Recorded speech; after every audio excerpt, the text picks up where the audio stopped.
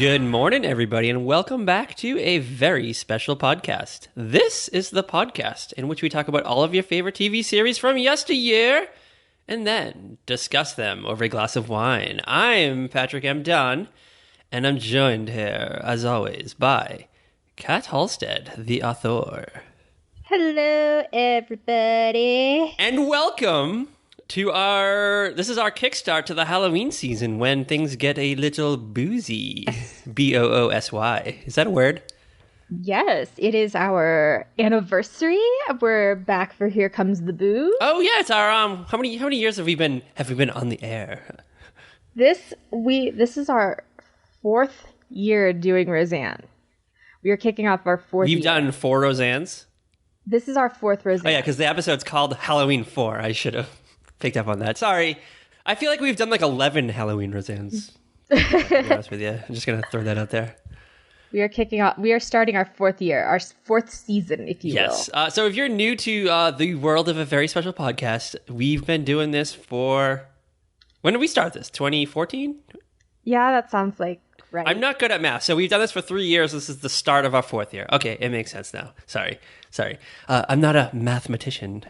Neither am I. I majored in English, dude. Come on. Send me a tutor. Every time you try to make me do math, I don't know what's going on. Yes, I love when I make you do math on the podcast. Like when I say, how old was this actress in 1997? And you're trying to figure out like when she was born and all this crazy stuff. Mm-hmm. But we are back. We are in our Halloween season. We have some tricks and some treats coming up for you. We're going to serve up some scares. Mm-hmm. Ooga. We sure are. Things are going to get wild. But we're going to start off with familial territory. With our homegirl, Roseanne Connor, and her ragtag crew of blue-collar cronies? I don't know. Family? I don't know what to call them. Her family, yes.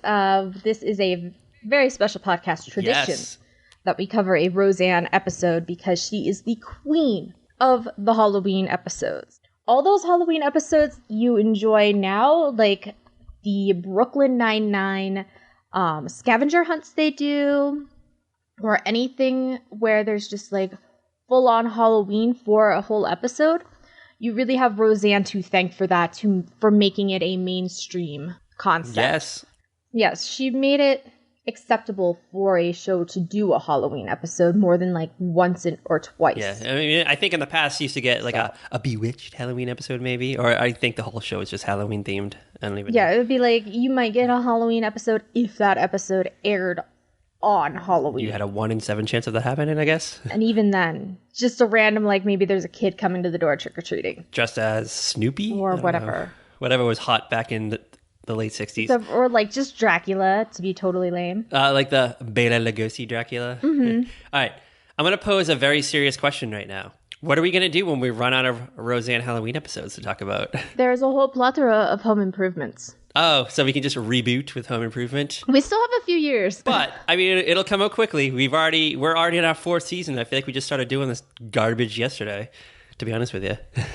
I know. I feel like I was just hanging out in Minnesota and you were like, hey, do this podcast with me. I'm like, okay. Yeah, it didn't take that much work to strong arm you into doing a podcast. Just going to throw that out there. So I was like, oh yeah, I'll just do like this thing he wants me to do. Like, it's what episode? Yeah, you thought we would be done. I did not understand what I was getting into. No, now here you are, years later.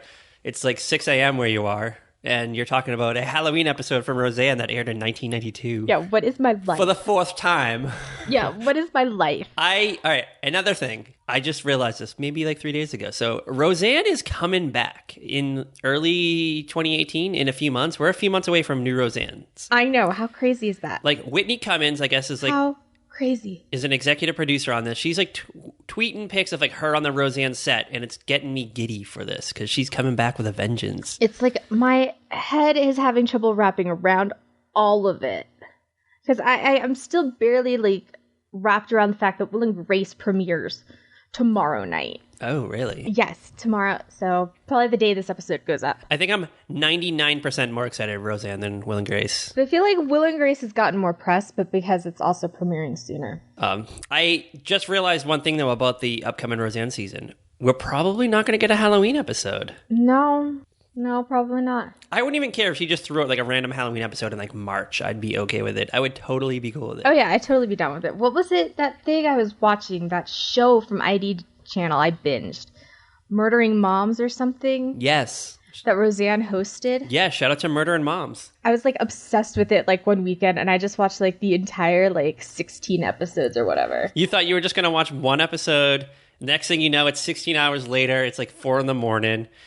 There's like empty popcorn bags all around you. I'm sending like messages to like the random Big Brother group chat, like, oh my god, you guys have to watch this.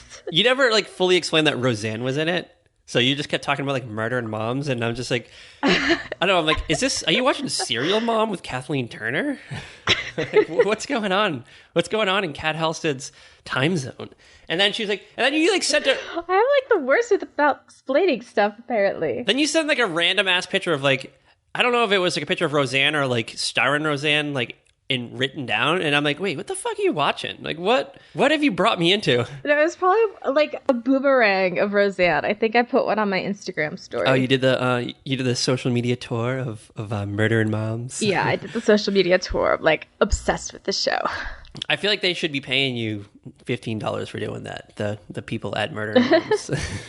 For getting people interested. Who should be paying me is Yankee Candle for this stupid fanfic I wrote where everybody's like obsessed with the candle now. Wait, what? Never mind. All right. If you want to know more about Kat's Yankee Candle fanfic, go to kathalstead.com. And I don't know. She's writing about stormy weather. What is the cotton one? Fresh cotton? Yeah, exactly. You never know what you're going to find at kathalstead.com. Mulberry bush. I don't even know what's up there. Is the podcast on there? Is there a link to the podcast on there? Yes, there is. So if you don't want to go to a very special podcast.com because it's too many letters to type, just type kathalstead.com. It's shorter. Yeah. It's sweeter. Not that much, though. All right. So what episode, what's the title and the air date of this episode? Oh, the title is Halloween 4. IV, like the Roman numerals. And you know what? I totally did not write down the air date. Oh, you're lucky because I did.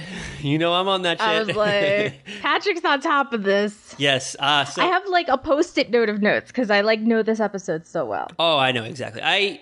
Well, as soon as it started, then I remembered when it was. But in my mind, whenever I go into a Roseanne Halloween episode, I just assume it's going to be a different one, and then it ends up being an entirely other episode. And then I'm always thinking about where are they at in the season? Like, what point? Like, what's going on? Like, what job does Jackie have? What job does Dan have? Where does Roseanne work? Like, I just have all these thoughts. And like, is David in the picture yet? Who's Fisher? Why? Like, Fisher was on the show this early, so it's crazy. So this wild episode, Roseanne Halloween IV, aired on Tuesday, October 27th, 1992. And do you want to know what was on that night?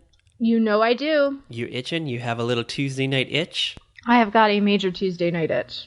All right, well, we're going to scratch it because we're going to start off with ABC and their Power Block, 8 p.m. Full House. The wildly popular American sitcom created by Jeff Franklin, which follows the life of Danny Tanner, a widowed father who fills his house with a bevy of people to help raise his kids. We all know that, right?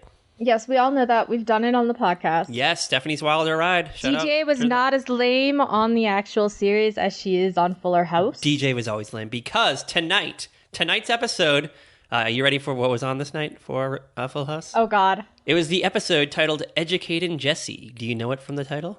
Is this the one where he goes back to night school so he can actually graduate from high school? Yes. So the official description is DJ and Kimmy launch a stay in school campaign and ask Jesse to compose a song for it. But Jesse declines. And why? Because when he asks, he admits that it would be hypocritical to do so as he dropped out of high school and he goes to night school. Ooh! And meanwhile, Michelle learns how to tie her shoes. Oh, way to go, Michelle. I know. I love how they always have to throw in the random like Michelle B plot in like every episode of Full House around this time. Because we're in like Michelle is now 6 and getting to be the star of the show. She's the one that people now like for some reason. She's taking over the cute factor that Stephanie had. Yes, and a whole new generation of young children are catching on to the show. And they're all about to go wild for Mary-Kate and Ashley in all their home videos and all their movies. And the Olsen's empire is about to strike. Yes, we're on the precipice. Is it precipice? Precipice, yes. We're on the precipice of disaster with them. Jodie Sweetin and Candace Cameron, pre-Beret, are about to become obsolete for many years, and the Olsen twins are we're gonna have a rise and like pretty much like a crash because they had a lot of ups and downs over the years, and we're gonna be on the upperest of ups right here. We'll do a special 5-part episode that chronicles the Olsen twins. If you're up for it someday. All right, are you ready for what was on at 8:30? Yeah, what was on at 8:30? Hanging with Mr. Cooper. You know this show, right? Yes, of course. In case you don't know, this series, set in Oakland, California, centers on an NBA player turned substitute teacher / gym coach and later basketball coach, Mark Cooper, played by Mark Carey, the comedian, I guess. Mark is a somewhat suave single guy with a zany personality, and he always gets a few laughs from his buds. And series also co-stars our gal pals Don Lewis and a pre-PETA Holly Robinson. Or pre-Pete. Holly Robinson Pete. Yeah, pre-PETA. Yes. Ain't nothing sweeter but Holly Robinson PETA. Oh, and Raven Simone, too. Oh, yeah, Raven Simone. Okay. Effing Raven Simone. She freaking comes on straight off the Cosby Show, and she's like Mark's niece or cousin's kid or something. Yeah, Mark's preteen cousin. Because you have to have a cute little kid or something. Because Don Lewis leaves, and some other lady comes in. Yeah, Nell Carter. Nell Carter from Give Me a Break also comes in. Yeah. As a mom or grandmother or something. I don't even know. I can't, I'm not gonna lie. My hanging with Mr. Cooper memories are a bit muddled because it's not something that I saw in syndication very often. No, I think they only over the years. I think they barely made 100 episodes. They might have done 92 or something. They just hit that point where they get syndicated, and I don't think it was a hot commodity in the No, it wasn't. By the time it hit that point, the show was on its last legs. I remember it got burned off during the summer or something. Yeah. I randomly saw an episode when I was on vacation to Colorado. And I was like, what the heck? This show's still on? Yeah, they Why? I'm I think ABC commissioned. They're getting together? ABC commissioned a final 13 episode season just to get it to the syndication point, and I don't know. It's probably not even on DVD, and it might show up on Crackle in a couple of years, maybe. Not even Hulu, Crackle of all places. Yeah, probably. And I think I bailed right before they moved it over to Friday nights, and I was like, I'm not following this mess. I'm like, Don Lewis is gone. Not interested. Sorry, Mark Cooper, whatever the hell your name was. Maybe next time. All right. I just remember, the only thing I really remember about Hanging with Mr. Cooper is that its pilot episode was filmed on the Growing Pains set. Yes, I read that on Wikipedia earlier today. That's my clearest memory. Yeah, maybe they didn't have time to build the set, and they just had to swing by the Seaver house. They didn't. They'll do that. They'll just use other sets. They did that for Christella. They used the Last Man Standing set and just changed the set dressing. So it really threw me off. They just put the couch in a different spot. Yeah, they kind of moved the couch. They they dressed the house very differently than the way it was for Last Man Standing. It was so weird. It was tripping me out when I watched the pilot. That would be if they used the Brady Bunch house in something, in Step by Step. Oh my God. Could you imagine? They just, we're going to put that weird horse statue over here instead of next to the staircase. Yeah. We're going to put it by the door. Well, it's I was watching Two Broke Girls, and there was this scene in this apartment. I'm like, there's something about this set that's really familiar. And I'm like, I was watching, I'm like, that window and the way this kitchen, I was like, oh my God, this is Monica's apartment, just painted white. They kept Monica's apartment all these years? Yeah. 15 years to use it for Two Broke Girls? Yeah, I was just like, OMG, my mind was blown and it wasn't a main set they used. It was just for a couple episodes, but I was like, oh my God, that's Monica's apartment. You don't think they just rebuilt one that looked like it? They actually used her apartment? No. I don't know. They'll keep the set pieces Because remember, they would use like Sunset Beach sets and on Passions and on sitcoms and stuff. Yeah, but I think Sunset Beach was still on the air, so it was accessible. No, because Sunset Beach went off the air, and they would still use sets from it. Well, send me. Sometimes it's easier. It's just like easier to paint a set than to build a brand new one. Send out some tweets at Very Podcast of the set comparisons, and we'll have a gander at it. Like, they totally used Erica's penthouse from All My Children on General Hospital a few years ago. Well, it's within network, so it's like, you know what, let's just roll over to Studio G over here, whatever the fuck they used, and All My Children. And that's the thing, is Two Broke Girls was produced by the same company that did Friends, so it's like, it's stuff that's like just packed away, and they're like, oh, we need a set, so let's go with this and just paint it white. So who knows, maybe on Kevin Can Wait, maybe Leah Remini will sleep in the Big Bang Theory apartment. Who knows? No, but the show's still on the air. I don't know. It's been on for like 15 years, The Big Bang Theory. I'm sure it's time they'll be hanging up 11. I'm sure they'll be retiring the old jersey soon, and Leah Remini needs a little apartment to stay in when she's hiding out from Kevin. Oh, Patrick. All right. So at ABC at 9 o'clock was the episode of Roseanne, which we're about to dip into, so stay tuned. But at 9:30, get ready for Coach! I love you, Coach! Which aired for 9 seasons from 1989 to 1997. I didn't realize it was on that long, so Ooga to Coach. It followed Craig T. Nelson, his character Hayden Fox. He was the head coach of a college football team from Minnesota State University, your old home state, right? The Screaming Eagles! Yeah, so when you lived in Minnesota, did you ever try to find the Coach College? Okay, so the Coach College is not a real college, but the theory, some of the things I read is it was based actually on partially the college that was in the town I was in. Oh, so did you swing by to see if you could find any similarities between Coach and your... No, because you know what? They actually, the exterior shots they used were for a college in Iowa. Oh, well, yeah. Road trip this summer. We're going on a road trip, a very special road trip. You and those road trips. We'll never take a road trip. Coming in 2030, we're going on a road trip. 2030, I'll mark it down in my day planner. All right, you get that started. All right, are you ready for ABC 10 o'clock? We have a 10 o'clock slot here. Yeah, it was on 10 o'clock. All right, I think we've talked about this before, but I can't remember. Going to Extremes. I feel like I've heard it before. All right, so I'll give a quick summary. Going to Extremes was an hour-long dramedy about medical students undergoing their training on a tropical island. Yes, we have totally talked about this. Yeah, it's just like it kind of tried to cash in on the quirkiness of Northern exposure, but in a tropical setting. Mm-hmm. Who was in this? Joanna Going. She was in the 1990s Dark Shadows revival and House of Cards. Huh. And there were some other names that I didn't quite recognize. But I remember seeing commercials for this, and it was really colorful looking, and it was just like hot young people, like shirtless and in bikinis on beaches, and then like throwing on a stethoscope and going to class to learn about biology or something. I feel like I probably watched this. Yeah. I think it was only on for one season. It was like, it had a full first season. It was like 20 episodes or however many episodes they did. But I think they really tried to like get it going. It was like, if you love Northern exposure, you love the moose, you'll love like the Toucan Sam that's in Going to Extremes. And people are like, yeah, no. I need something else to watch. And we'll go over what else would have been on that night.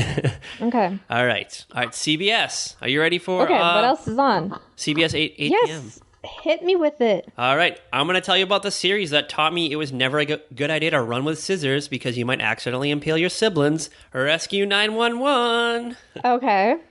The popular William Shatner hosted docudrama that dramatically recreated 911 calls. Can I just say that William Shatner is one of my favorite tweeters? Yes, we love William Shatner's Twitter account. We welcome you. We love you in the Twitterverse. And yes, I love when he starts talking soap operas because it's just hilarious. Oh, yeah. I just love him in general. Like I love when he pops up on something. Yeah, he just pops up and you're like, hey, William Shatner, what up, dude? Yeah, and like every like 2 or 3 years, he gets like a random ass sitcom that doesn't catch on, but you still watch it anyway? Leap, my dad says, was actually really hilarious until they started focusing on the brother and the daughter-in-law too much. Yeah, because I don't think people realize what they're getting into when they hire William Shatner to be on their show. Mm-hmm. He's just like a gigantic diva. He probably takes full control, probably just like swears at people and is very bossy and probably hard to contain. And he probably, let's be real, he probably like, does not even read the scripts.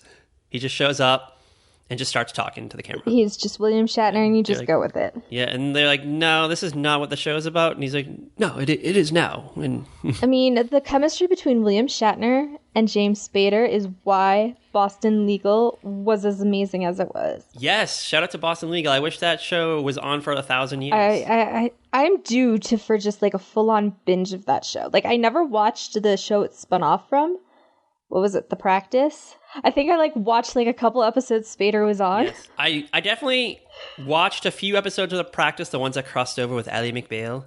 And then I watched the James Spader episodes. And then I think, wasn't William Shatner in an episode too? I think so, because I think that's when he came and he hired James Spader from The Practice. Yeah, and then I think ABC or whatever was like, oh my god, we have to do a show of these two fucking clowns. Like, this is gold, Shatner and Spader. Like, because James Spader is one of my favorites, because, The Blacklist is, one of my favorite shows on right now. And then his weird season on The Office where he was the boss. I might have to watch The Office now. Yeah, he was only on it for 1 year, and it was just so awkward and weird, but it was James Spader, so you accepted it.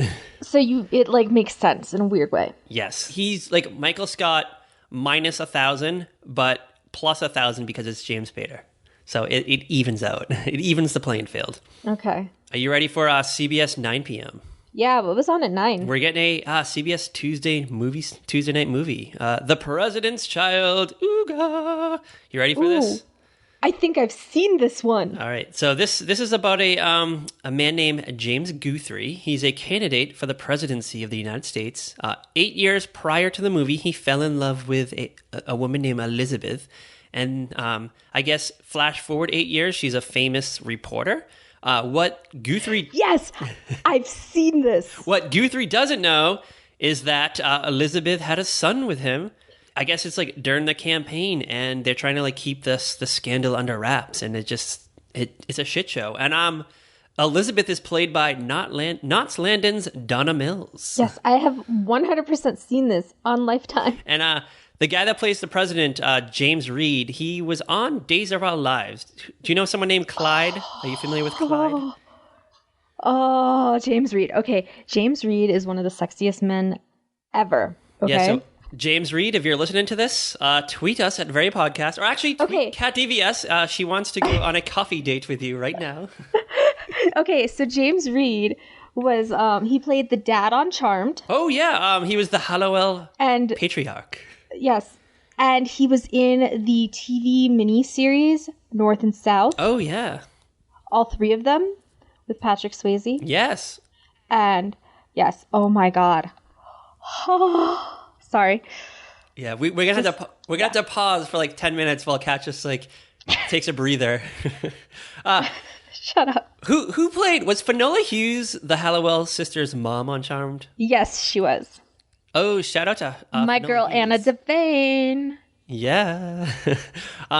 But I've never seen this movie. It sounds like it might be a fun one. I love myself a good presidential scandal. I'm trying to remember, because I know I've seen it. I have this weird image of it burned in my mind.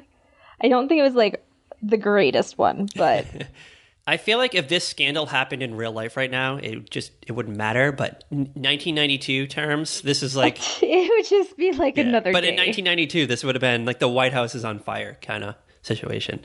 Yes. It's Donald Trump has another love child. But that was also before oral and cigars took our mainstream. Yes. So shout out to the early 90s for just being so innocent. Yes, we were still innocent then. Yes. All right. Are you ready for what was on Fox? Yeah. Give me facts. What was on Fox? All right. I'm gonna let you up with a high, and then we're gonna come down with a down because at 8 o'clock it's Fox's Night at the Movies, and I don't know what was on that night though. For it doesn't say. I'm guessing it was probably a cinematic movie, something that was in theaters that they just put on a Tuesday night. I guess they were, because it was 92. They were still building up their lineup, huh? Yeah, and I feel like they very rarely did they do made-for-TV movies, only like once or twice a year. And you know what? Can we be real? Back then, Fox's made-for-TV movies were like an hour long. They were an hour long. Not even 2. It was just like a long-ass version of like a dramatized reenactment on like Rescue 911 or something. That's what their episodes of their TV movies were. But I will give it to them. We got like a very like crazy ass O.J. Simpson made for TV movie and a Roseanne one. We got like Roseanne's life story. so that is true. Yes, and they're awful, but they're great. Very, very true. All right, are you ready for NBC? Okay. All right, 8 p.m. I guess we've talked about this before. We've decided that we're not sure we like it or not. Quantum Leap. Okay. The only thing I want to say about Quantum Leap is that tonight's episode that was on is one called Starlight Starbright. Sam leaps into the body of Max Stoddard, a 79-year-old man, and he must prove that he has seen a UFO, so his family doesn't have him committed. Oh my. I probably would have watched this episode based on that description. Like, it's totally the kind of episode I'd be sucked into, like, right before an Unsolved Mysteries rerun on Lifetime. Yeah, like, I want to know what Sam, as the 79-year-old, did to prove to his family that he saw a UFO. Like, I want to know the deets. So I might have to go on to, like... I want to know how, like, easily he moved around. Yeah. Like, was he in a wheelchair? Because Sam was, like, a young guy. Like, did he, like, have to move slow in these other bodies? Or was he all of a sudden, like, sprite and bouncy? Oh, like, he had... like the 40-something-year-old guy he was. He had, like, Scott Bakula energy and not the 79-year-old man energy. Yeah. Oh, that's a good question. We never, like, delved into this. That's a... we might have to, like, reach out to the producers of Quantum Leap and just be like, hey... When Sam jumps into a 79-year-old man who claims he saw a UFO, like, let's say he had to go to like the grocery store to buy something, is he mobile? Like, what's the deal? Yeah, like maybe we'll have to watch an episode of Quantum Leap. We'll watch this particular one, like bookmark it. We'll come back to it in like 6 or 7 months, and we'll answer these questions that you're just burning to know. We'll just add it to the long list of already. Yeah, the things that we never write down. We already have. All right, NBC 9:00. Have you ever heard of a show called Reasonable Doubts? Maybe. I've never heard of it, but I know the actors in it. It's a drama starring Mark Harmon and Marlee Matlin. Okay, yeah, I probably heard the title, but I never saw the show. And if the show is about their working relationship between Tess Kaufman, she's the assistant DA, Marlee's character, and a prosecutor sensitive to the rights of the accused, Detective Dickie Cobb. And he's kind of like an old-fashioned dude with a bust the perps attitude. So, I don't know, I guess it's like oil and water, but working together in harmony kind of thing. That might trip me out to see, because I, like, recently watched Mark Harmon play Jeffrey Dahmer in a TV miniseries. Ooh. That I tracked down. I was just like, this is super creepy. Yeah, shout out to Mark Harmon for being versatile. Or was it... No, it wasn't Jeffrey Dahmer. It was Ted Bundy. It was someone who killed a lot of people. And probably... Yeah, it was Ted Bundy. Shout out to Ted Bundy. And Mark Harmon for portraying him in a miniseries from the 90s, I imagine? 80s. 80s. So it was like young Mark Harmon, like spry. Yeah. He was probably buff. He probably was like just fresh out of the gym. Yeah, looking good. It was like pre-summer school. So he was like way young. Oh, yeah. I forgot he was on Summer School. Shout out to Summer School is one of the greatest movies. I might occasionally watch it on demand. Yeah, maybe when next summer... I'm so weird. I watch like the oldest movies on demand. Maybe next summer I don't go for the new stuff. I'm like, ooh, Summer School. Yeah, I don't know. I think new movies, the flow of new movies is not exciting to me for some reason. But throw me a good 80s movie like Zapped or Summer School or like Ski Patrol or something, Ski School, one of those things, and I'm all Police Academy. Yeah, like despite how like problematic Police Academy is, I still love it. You know what? It was not as problematic as you would think. There were definitely some things where I'm like, ooh, you can't do that now. It was not as problematic as that stupid movie you made me watch a couple years ago with the kids. Oh, Monster Squad. That was super problematic. And it was like children too, but it was that was a good 50% of why it was problematic. Well, it was the closest thing you're gonna get to a Frankenstein movie in like 1988. So that's true. Excuse me. Unfortunately, the problematic stuff just made it too difficult to really enjoy. Well, imagine being 8 years old with a broken wrist, laying in bed, and you're screaming, and the only way that your mother can get you to shut up is to throw in Monster Squad, and it shuts me up for like 4 hours because I watch it over and over again. So it has magic powers. I guess so. If you're watching it for the first time as like a 30-year-old, I don't think the magic is there. No, it's not. You're just cringing at these kids using really bad words. Well, it's okay. It was a different time. We're over it. We've moved on. But speaking of moving on, are you ready to wrap up the night of television? Yeah, I guess so. Well, it's Tuesday night, left? NBC, 10 o'clock, Dateline. Dun, dun, dun. Our favorite news magazine, well, one of our favorite news magazine shows. We have so many of them. We like 48 Hours, we like 2020. I was like, hello, I'm obsessed with 48 Hours. What are you talking about? Yeah, but you always got to throw on a good Dateline here and there. Dateline's Diane Sawyer, right? Is that she Dateline? No, she did Primetime Live. That's ABC too, right? Yeah. Who the fuck did Dateline? Why am I blanking on Dateline? Like everybody at NBC did Dateline. Katie Couric, everybody. Just whoever was like in town that day. It's like, hey, Katie like whoever's in the newsroom. Like, let's be real. Don't be surprised when you see Megyn Kelly on Dateline. Yeah, like, hey, Katie Couric, want to swing by and do like a 20-minute segment on teen pregnancy? Though they totally screwed Megyn Kelly with that stupid Sunday night magazine show they did. It was awful. I think we're nearing the end of like trying to launch a new news magazine type show. Yeah. We'll stick to the staples, but people are into like long form documentary type shows now. Sucked in thanks to stuff like Netflix's Making a Murderer and The Keepers and stuff like that. Yeah, we need like a good like 12 episode, 12-hour story telling us about like one particular case that just like lures us in. That reminds me, I need to binge watch the rest of the Lacey Peterson thing. Oh yeah, I haven't even dipped into that yet. Yeah, I got like 2 episodes in and I haven't had time. Yeah, well, I'm in Leah Remini's world right now, and it just by the time Leah Remini's done with the hour, I just like I'm worn out, and I can't dip into like a Scott Peterson thing. So darn Scientologist. Sorry, but I'll find you. I'll find you in a few months. Okay.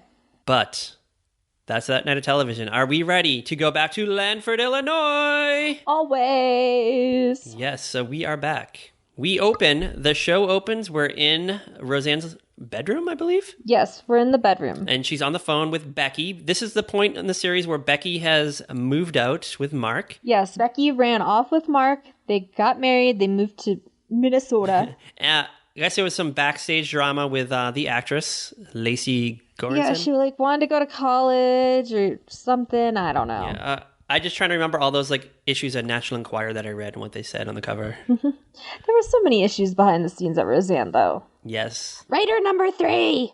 And all that jazz, so. I'm waiting for the Ryan Murphy reenactment of Roseanne behind the scenes. Oh my god, could you imagine? He's already being sued by Olivia de Havilland, so he needs to be careful. Roseanne would lose her shit. We would not get this until like Roseanne's gone. That's true. I would love to see Zoe Perry. What's her name? Zoe Perry? Zoe Perry, yes. Laurie Metcalf's real life daughter play Laurie Metcalf in this reenactment. I would be here for that. Oh, Zoe Perry. So Roseanne's on the phone with Becky, and she's like, oh, Becky, you're going to come down for Halloween? Like, it's our holiday. This is like the time that we shine. We like pretend we like get our arms chopped off to like scare our neighbors and shit like that. Yeah. And Becky has to work at like Walmart or something. She's like, yeah, I can't get the day off. And Roseanne's like, what? You didn't ask for Halloween off? What? Like your store's open on Halloween kind of thing? Yeah.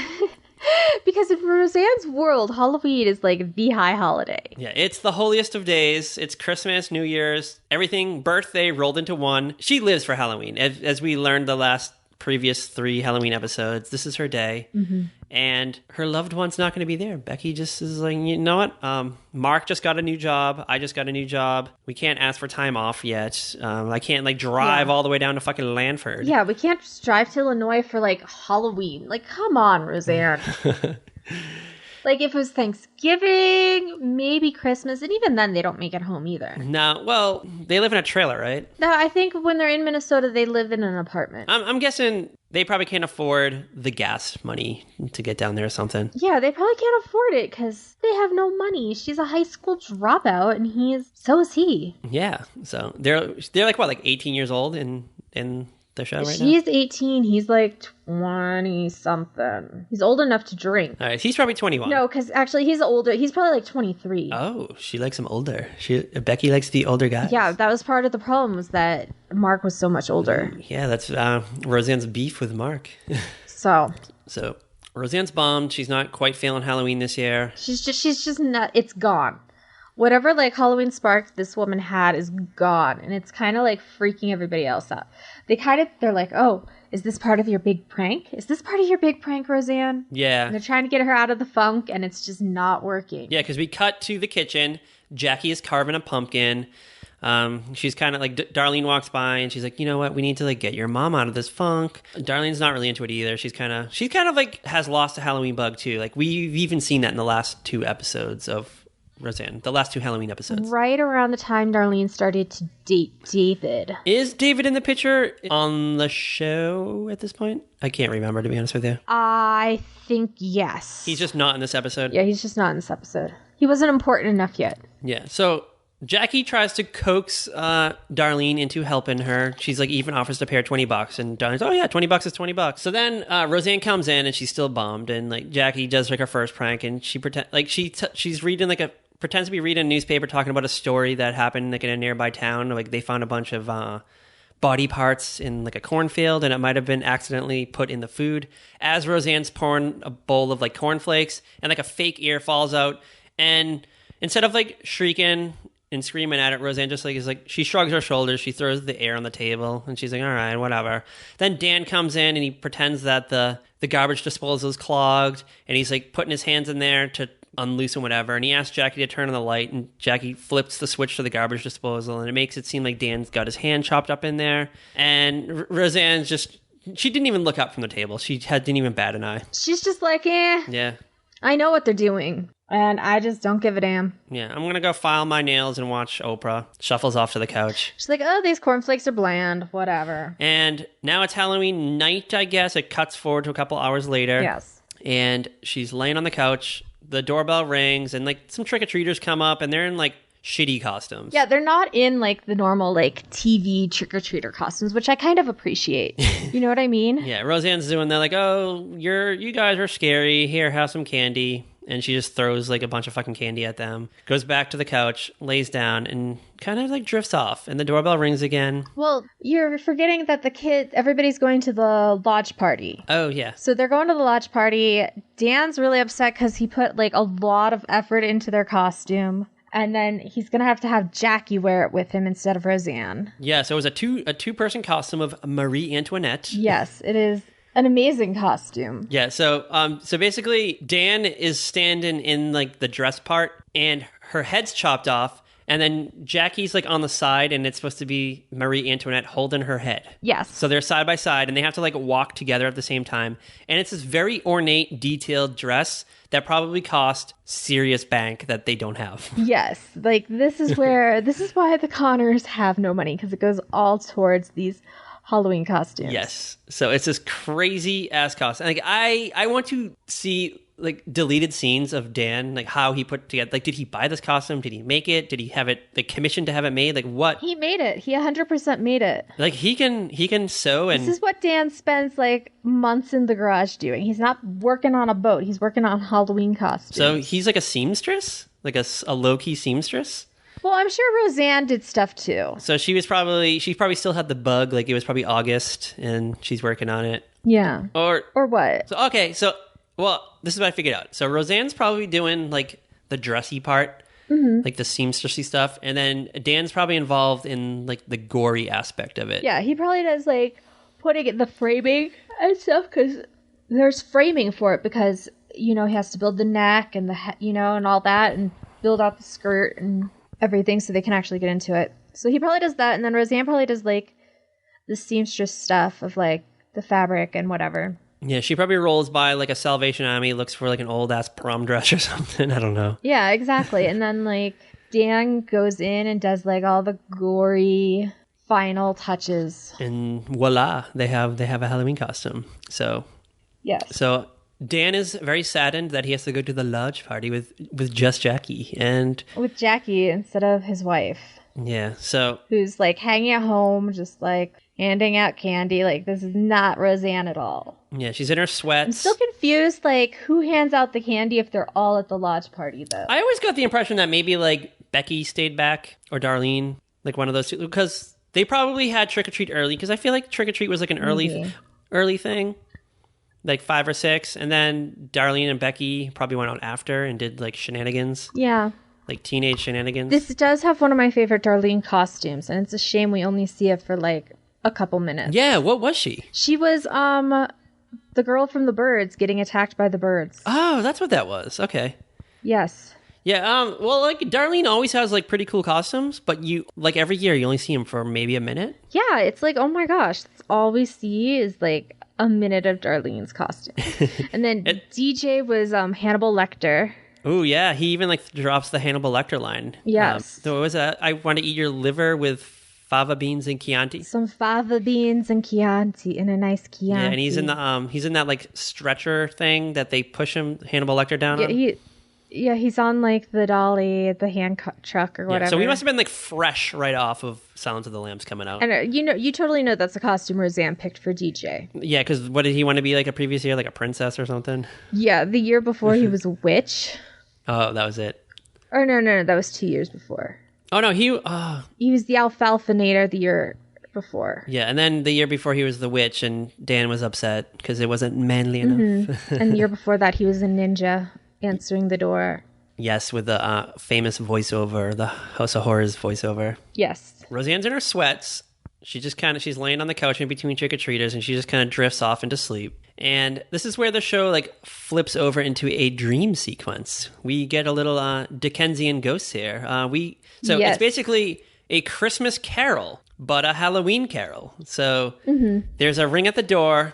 Yes. Roseanne answers it, and there's just, like, the Charlie Brown sheet ghost, but it's like a grown-ass man. Yes.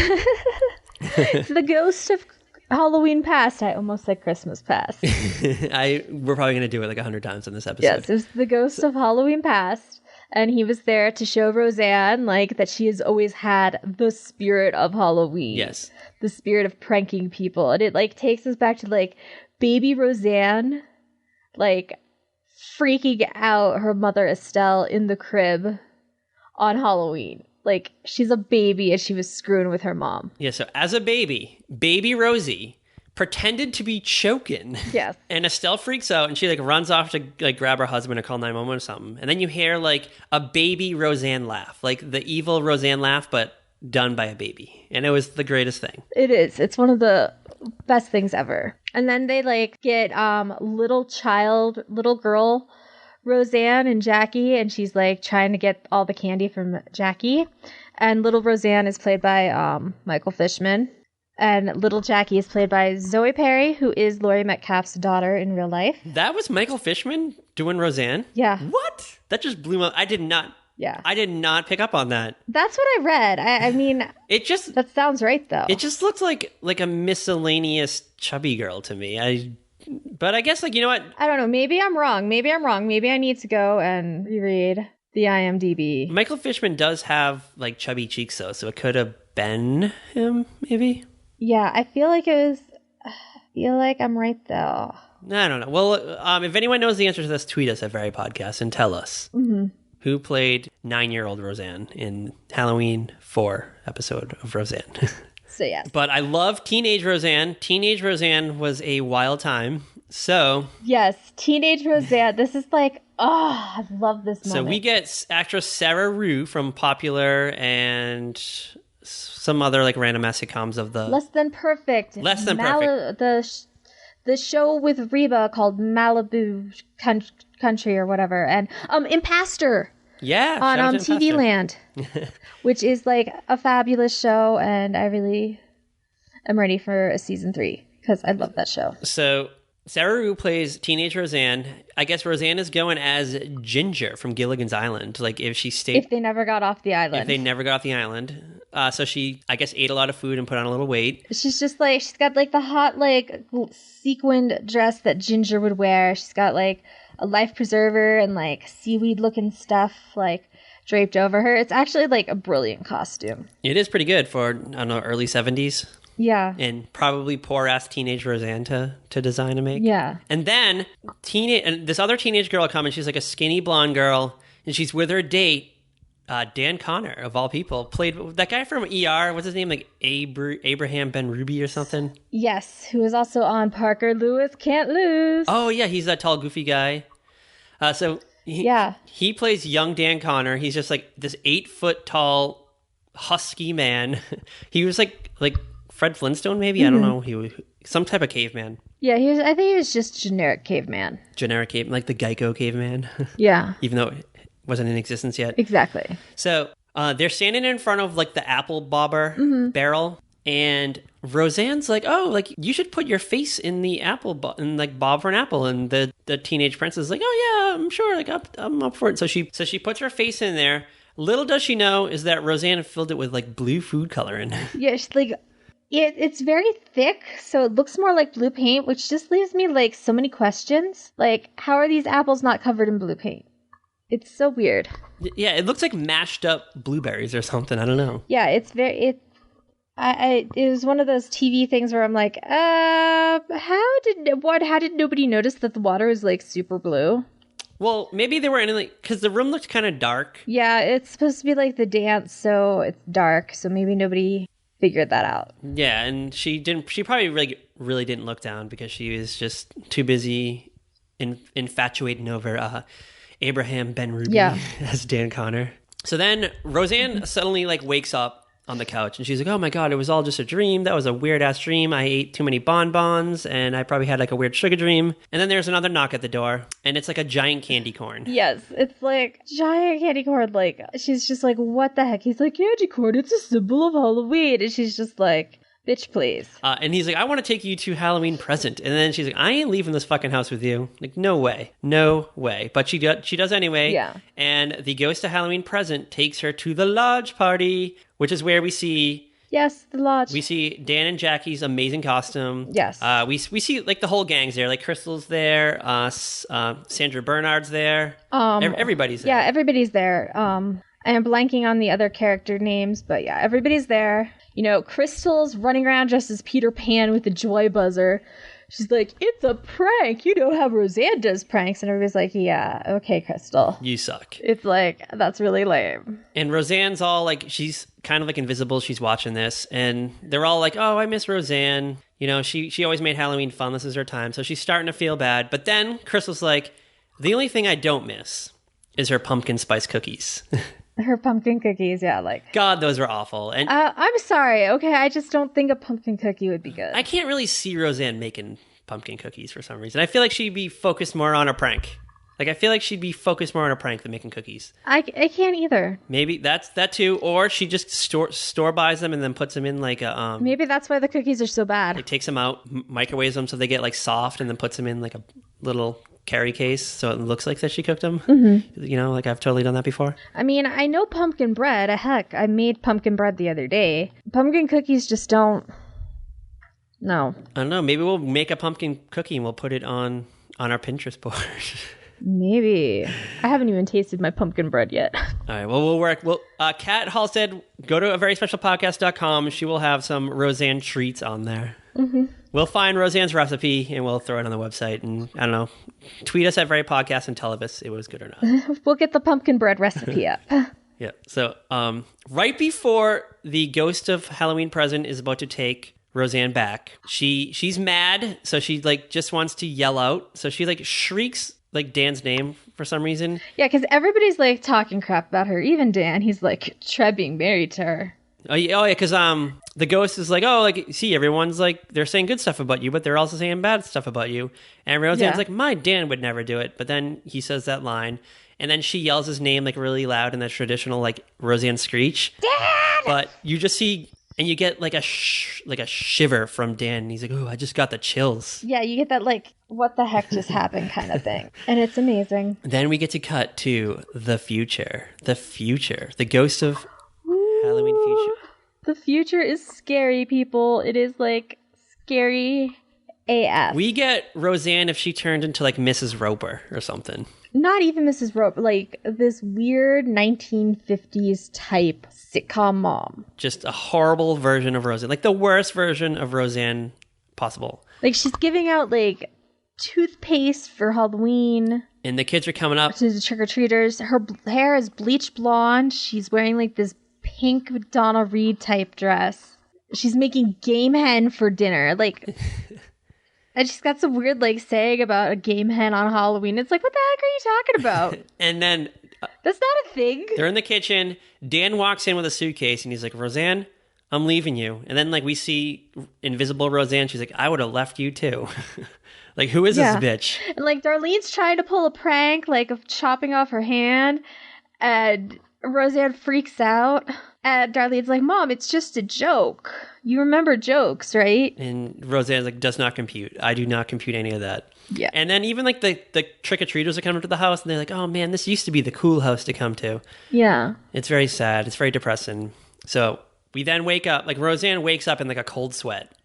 She's like screaming on her couch. She's all alone. But wait. You forgot the best part. What's the best part? The Halloween even further in the future. Oh, yeah. When she discovers that she lives with her spinster sister Jackie and looks exactly like her mother. Yes. So it's like far in the future. Mm-hmm.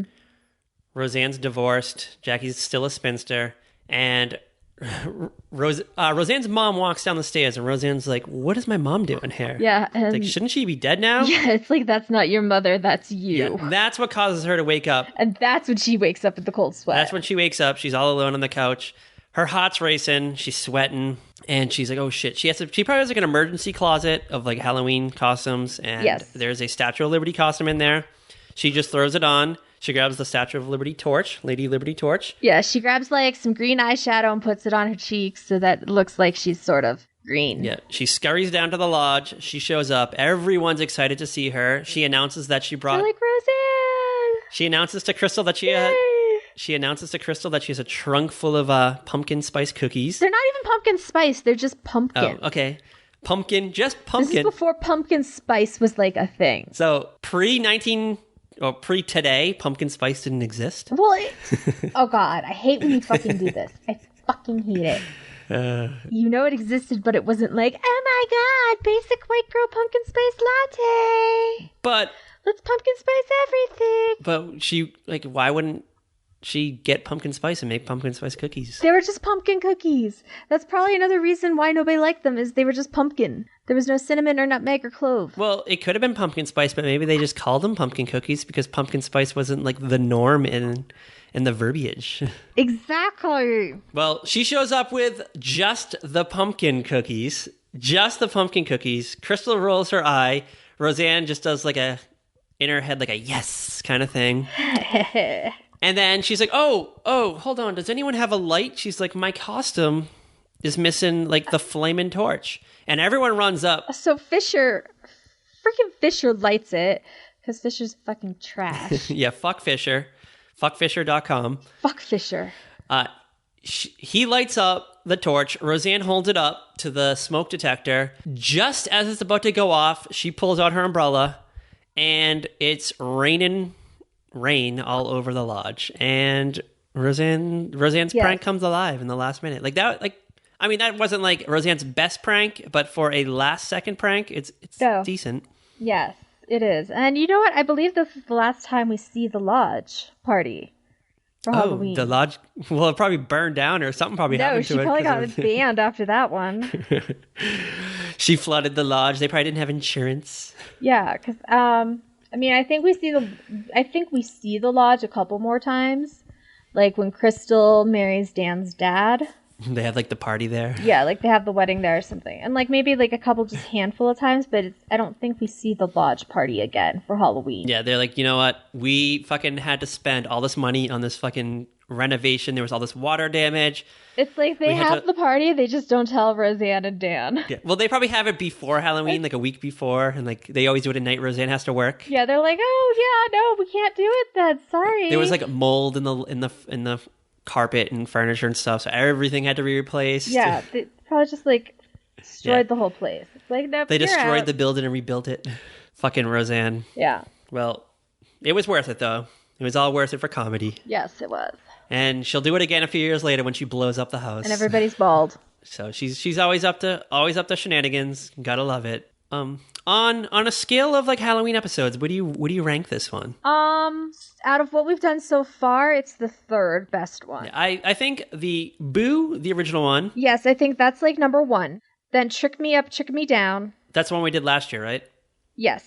And then this one, and then Trick or Treat. Yeah, because the second Halloween one is the weird one, which is not really like a Halloween episode. It's just like Roseanne pretended to be a man. Yeah, it's just not that great. Like, there's Halloween, but it's Halloween in name only. It's more of a gender bender episode. Yeah, it's just like it became like a feminine masculinity issue type episode. Gender studies type thing. Yes, it was just like, what would happen if Roseanne was a man? Yeah. But it's still a good episode. Like, it's a good episode of Roseanne, but in like the Halloween scheme of things, it's down on the not so list. Hot.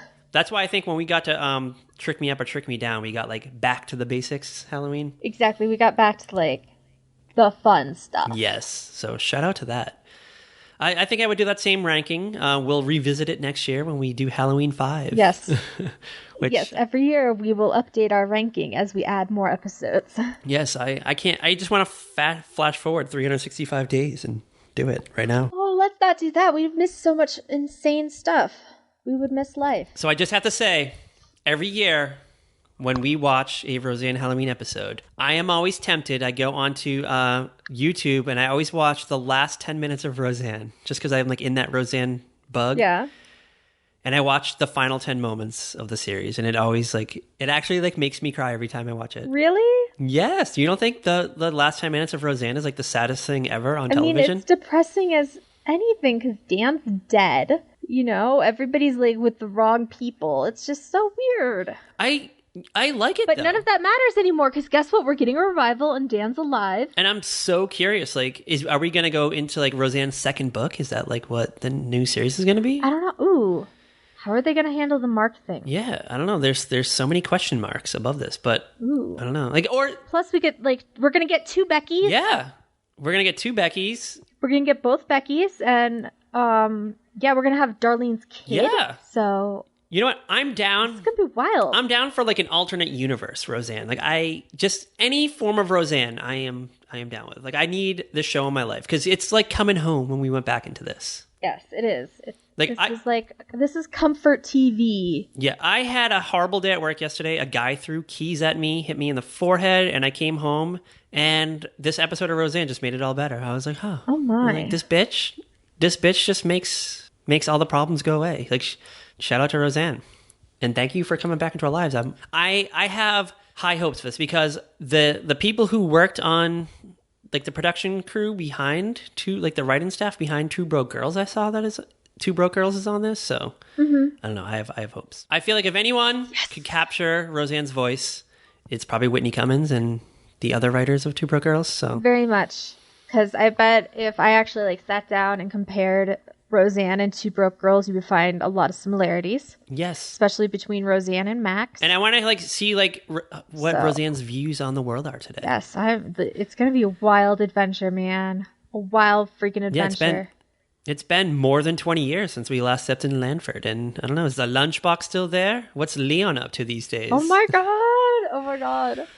You're just getting me really excited for this. And who Jackie? Who Jackie?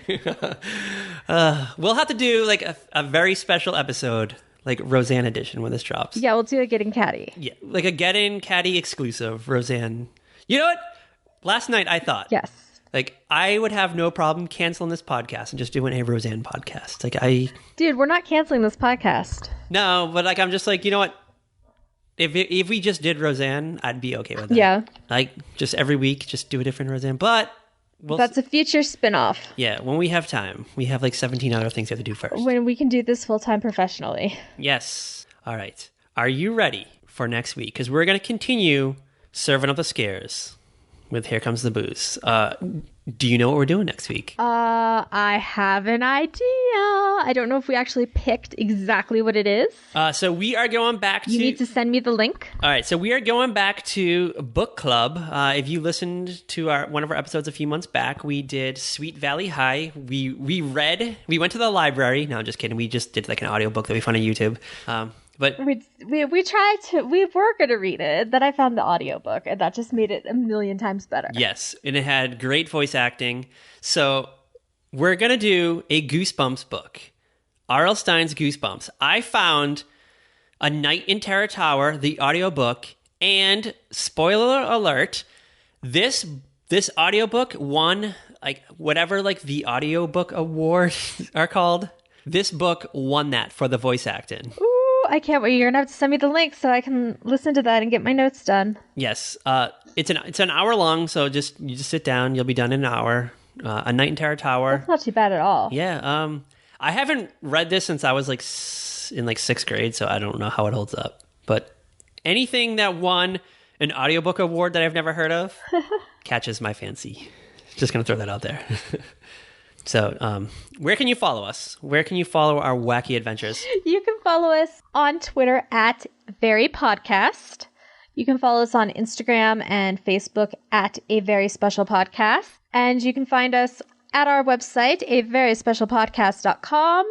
And we are in all of your like listening apps, Apple Podcasts, Google Music, all that stuff. Isn't it Google Play? You can find us. No, Google Play is the store. Oh, it's called just Google Music? Yeah, it's called Google Music. So Where's my phone? So you can download a Madonna album and a Very Special Podcast? Yeah. Ooh, that's wild. In the same store, people. Yeah. In the same store. You can listen to Mariah Carey's Butterfly and this episode of A Very Special Podcast. Like, you can make a playlist of those two back to back. Yes. If that's your thing. If that's what you fancy. And don't forget to listen to our spin-off podcast, Getting Catty with Cat and Pat, which we talk about modern day things. Our next episode is going to be about the CBS Monday night lineup, and we're going to tackle Law and Order True Crime, the Menendez murders. Yes, we are. I already have some feelings about that. Yeah, so it's an exciting time. Pat was already getting messages late at night when I watched when I got home from work. Yes, so go on to everything Kat just said. And catch up on all adventures. And if you like Beverly Hills 90210, listen to my spin-off, Why No 21 Bros. Don't listen. And listen to Kat's forthcoming podcast. No, they're just troublemakers. Kat's forthcoming podcast, Slumber Party or something, in which you like... Slumber Party Saturday. Yeah, it's coming. We're working on it still. We're working on the kinks. We're working on it. We're still in pre-production. We're moving forward. Yeah, if you have any ideas or if you want to like call up and give her ideas for it or like a 17 magazine quiz, tweet us at Very Podcast. Yeah, if you have suggestions for what you want to hear from a panel of ladies. Yeah. What topics you want discussed each week, tweet us at Very Podcast. Yeah, it's gonna be giggles and schoolgirl crushes and I don't know, talking about a young Elijah Wood. I don't know. What do you talk about? I think we're gonna stick to guys our own ages. Oh.